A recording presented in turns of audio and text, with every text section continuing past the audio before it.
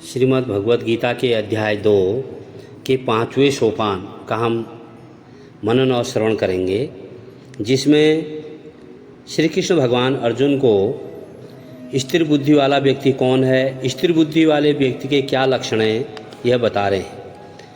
ध्यायतो विषयान पुंस संगस्तेषुपजायते संगाद संजायते काम कामात् क्रोधो अभिजायते। विषयों का चिंतन करने वाले पुरुष की उन विषयों में आसक्ति हो जाती है। आसक्ति से उन विषयों की कामना उत्पन्न होती है और कामना में विघ्न पड़ने से फिर क्रोध उत्पन्न होता है। जब आपकी कामना पूर्ण नहीं होती है फिर मनुष्य को क्रोध आने लगता है। क्रोधाद् भवति सम्मोह सम्मोहात् स्मृति विभ्रमः स्मृतिभ्रंशात् बुद्धिनाशो बुद्धिनाशात् प्रणश्यति। क्रोध से अत्यंत मूढ़ भाव उत्पन्न हो जाता है। मूढ़ भाव से स्मृति में भ्रम हो जाता है। स्मृति में भ्रम हो जाने से बुद्धि अर्थात ज्ञान शक्ति का नाश हो जाता है। उसकी बुद्धि काम नहीं करती है क्रोध के कारण, और बुद्धि का नाश हो जाने से यह पुरुष अपनी स्थिति से गिर जाता है। राग द्वेष वियुक्तस्तु विषयान इंद्रश्चरण आत्मवैश्यैर्विधेयात्मा प्रसादम अधिगच्छति। परंतु अपने अधीन किए हुए अंतःकरण वाला साधक अपने वश में की हुई राग द्वेष से रहित इंद्रियों द्वारा विषयों में विचरण करता हुआ अंतःकरण की प्रसन्नता को प्राप्त होता है, अर्थात वह विषयों के जाल में नहीं फंसा रहता है। प्रसादे सर्वदुःखानां हानिरस्योपजायते प्रसन्नचेतसो ह्यासु बुद्धि परिवतिष्ठिते।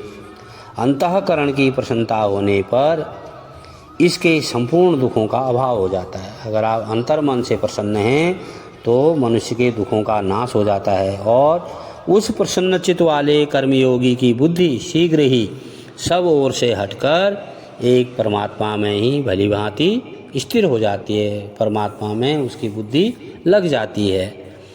नास्ति बुद्धिर्युक्तस्य न चायुक्तस्य भावना न चाभावयतः शांतिर्शान्तस्य कुतः सुखम।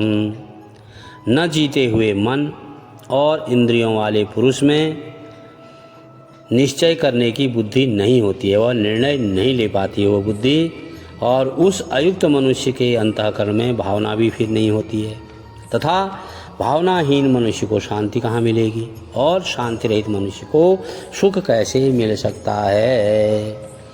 इंद्रियाणां विचरतां यन्मनो अनुविधीयते तदस्य हरति प्रज्ञां वायुर्नावमिवावसि। क्योंकि जैसे जल में चलने वाली नाव को वायु हर लेती है, वैसे ही विषयों में विचरती हुई इंद्रियों में से मन जिस इंद्रिय के साथ रहता है वह एक ही इंद्रिय इस अयुक्त पुरुष की बुद्धि को भी हर लेती है। तस्मादस्य महाबाहो निगृहीतानि सर्वशः इंद्राणि इंद्रियार्थे अव्यतस्य प्रज्ञा प्रतिष्ठिता। इसलिए महाबाहो, जिस पुरुष की इंद्रियों के विषयों से सब प्रकार निग्रह की हुई हैं उसी की बुद्धि स्थिर कही जाती है। या निशा सर्वभूतानां तस्यां जागृति संयमी यस्यां जागृति भूतानि सा निशा पश्यतो मुने।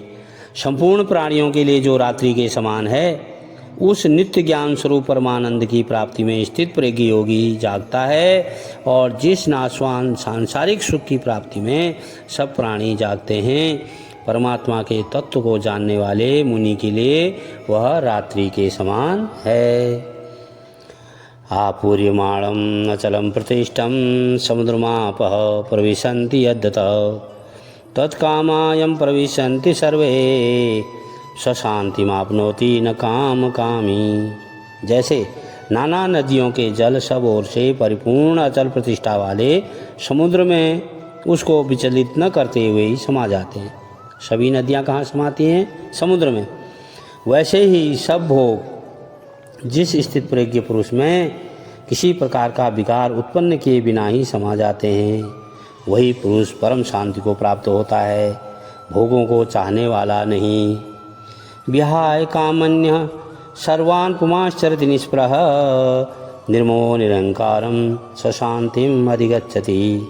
जो पुरुष संपूर्ण कामनाओं को त्याग कर ममता रहित, अहंकार रहित, स्पृहा रहित हुआ विचरता है, वही शांति को प्राप्त होता है, अर्थात वह शांति को प्राप्त कर जाता है।